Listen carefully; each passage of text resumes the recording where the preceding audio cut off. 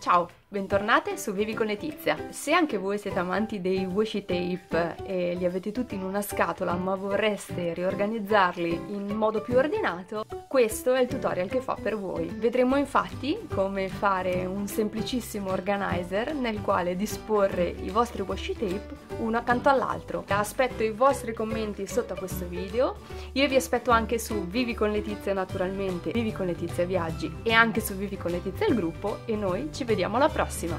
Ciao!